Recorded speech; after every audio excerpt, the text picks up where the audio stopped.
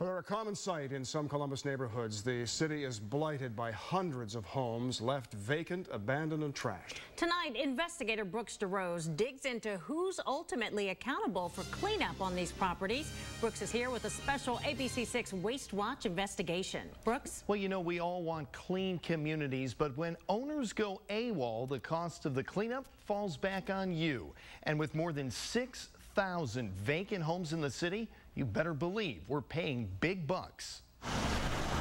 Tall weeds and rising grass, broken and boarded up windows, homes left trashed and deserted. Just roll down this section of Mound Street in West Columbus. Everybody that passes by sees all that, you know what I mean? And then here we are. Like we live right across the street from it. This is the view Anthony Mossberg and his family sees every day. It's just a few hundred feet from a school zone, a block that's quickly becoming run down. I'd like to see them fix it up and give a family a home or something. This is 2066 Mound Street, overgrown and abandoned. Tired of seeing this eyesore, we took several tips and started digging. ABC6 investigators found numerous code violations and safety concerns. All neighborhoods, you know, should have properties that don't violate code. Dana Rose is the Columbus Code Enforcement Administrator. We showed him this neglected home. He wasn't surprised. It's, again, you know, one of the 6,000 that evidently the owner has abandoned, walked away from, so we're going to have to cut that grass and clean it up. I was kind of shocked, like somebody actually is over there doing something. The cleanup happened that week.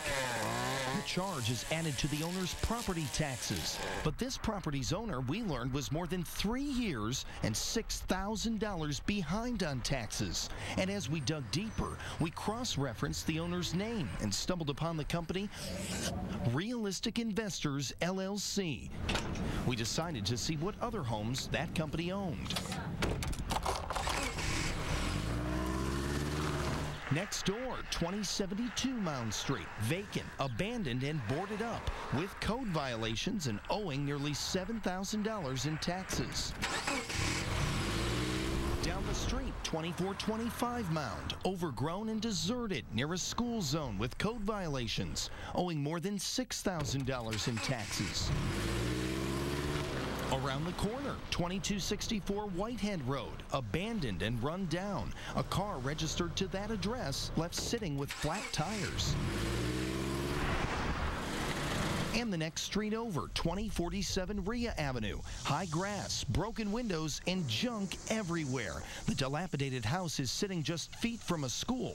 All of the properties, according to the Franklin County Auditor, owned by Realistic Investors, LLC. You need to take responsibility for your property, whether it's an owner or a bank or whatever, if a bank takes a property back. Accountability becomes a tangled web. Owners have 1 week to fix code violations, or else the city says it will take other actions. You know, ultimately, you know, it falls back on the taxpayer. Contracts to cut grass and remove weeds falls on you. Last year, the city spent $700,000 of your money. So essentially $700,000 to clean up someone else's mess. Correct. According to the Secretary of State, Realistic Investors LLC dissolved in 2011. Since then, these properties have sat unattended. Code enforcement has been keeping them somewhat cleaned up. We can locate a person, we can take them to court and try to force them to pay us the money back or take care of these properties. We decided to take on that task and track down the LLC members. This is it right here. After visiting their last known address with no luck, we tried phone number. We're sorry. You've reached a number that has been disconnected or is no longer in service. After phone number. I'm sorry, but the person you called has a voicemail box that has not been set up yet. Goodbye. Then a tip took us on a road trip, traveling 60 miles to Xenia, Ohio. To this home. Hi there. A woman who confirmed she was a relative of the couple we were looking for answered the door. Despite the couple's van in the driveway, she told us they weren't home. We questioned her about the properties and the family business. As far as my knowledge goes, Sure. The banks were supposed to take possession of those, and they failed to do so. We checked and the properties are still in limbo. The auditor confirmed to ABC6 Realistic Investors owns these places. Still, we're the ones paying. There's a lot of needy families that could use houses and stuff, you know. I mean, even if they just fix them up enough and sell them, give somebody else a chance to, you know, be able to benefit whatever from it. As tax liens grow, the city works to take action, ultimately selling or tearing these places down. It's another set of challenges. But the problem is we've got inventory now. Leaving it up to you to foot the bill for someone else's trashy taste and irresponsibility. We dug into court records and found lawsuits and other legal battles between the city and property owners, but the biggest challenge is tracking them down. It really is easier said than done. Well, Brooks, why can't the city just tear these eyesores down, just get rid of them? Well, let me take you through the process again. Let's say you have a code violation, for instance. You fail to cut your grass. The city then puts a tax lien on your home, and then ultimately you don't pay. So what happens? Well, that goes in the land bank program, and then we acquire, as the city and taxpayers, all of these homes. Right. Then there's not enough money in the budget to be able to go and take care of the properties, so we have to just clean them up. Yeah, and they're expensive to knock down. You think it's just easy to go in and raise them, but it costs a lot of money to do that. They set aside some money last year, I know, to take care of some certain properties, but it really doesn't go far enough. And we all see the vast number of them that are out there right now. So who's accountable ultimately, us? Well, that is the big question, and the real answer is if they can track down the owner, they're going to be held accountable. Yeah. But if they can't, obviously court costs are another thing you have to consider.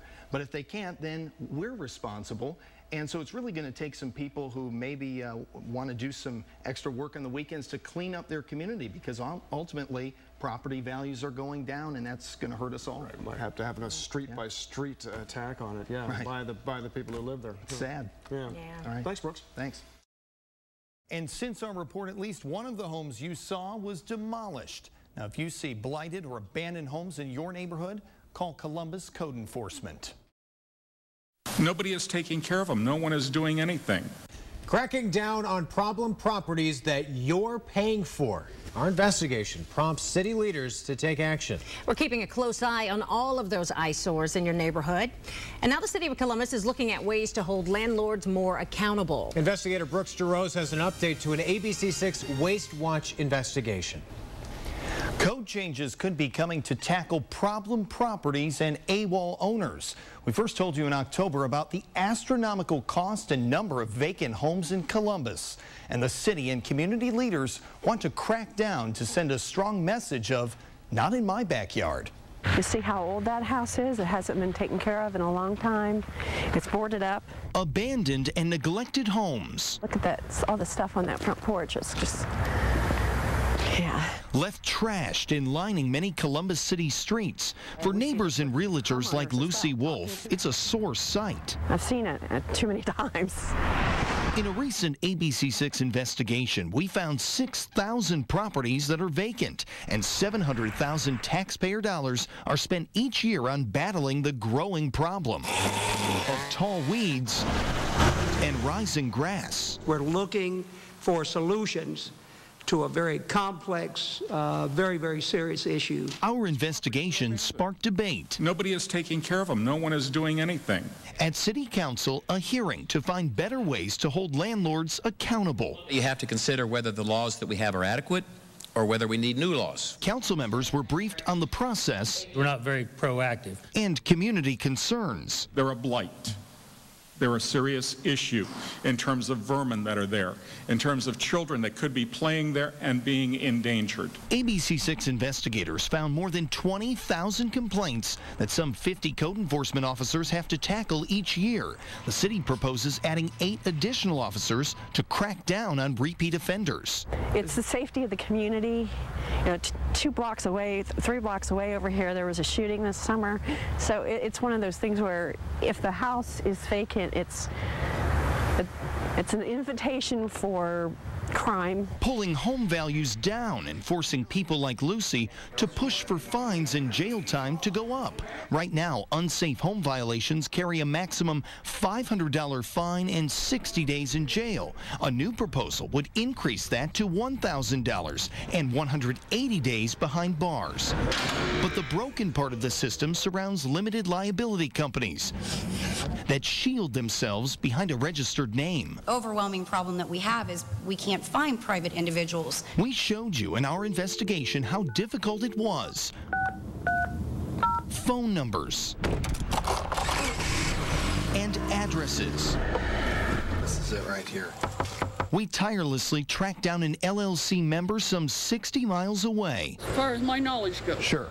The banks were supposed to take possession of those, and they failed to do so. We checked, and some of those properties have since disappeared, but others are still in limbo. It's not only an irresponsibility, it's thumbing their nose at the city and thumbing the nose at something, at the people that have to look at this problem. The other problem is landlords who do rent their homes but refuse to maintain them, pushing some neighbors to ask council for more responsibility. Neighbors are the eyes and ears, and we can be the first feet on the ground if we were given the tools. Alongside accountability and assurance. These people are afraid to actually come forward and say anything for fear that they don't have any place else to go. So they will live there with malfunctioning electric, no heat. In fact, 3 people died on Christmas Eve in 2011 when there was no gas heat at this home on Wisconsin Avenue. Space heaters were to blame. Landlord Sam Vazirani was charged with 20 code violations and spent a month in jail. Not nearly stiff enough for surviving family members. He should have been charged for murder. 3 counts of murder, okay? Now, 2 years later, discussions on what to do to stop these sites and clean up our communities. The Ohio Landlord Association says most landlords are responsible and penalties should not be increased. Next, City Council will consider other options before voting on any code changes. We'll, of course, keep you updated. I'm investigator Brooks DeRose, ABC 6 News.